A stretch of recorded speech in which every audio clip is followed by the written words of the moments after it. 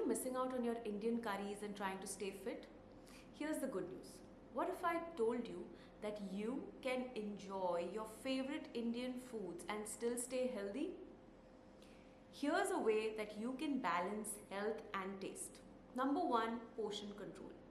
Instead of hipping your plate with rice, make sure that you eat 1 cup of cooked rice along with half a cup of cooked vegetables and half a cup of lentils. This will not just keep you full, but it will also save you from that post-lunch slump. Secondly, go for healthier options when you're snacking.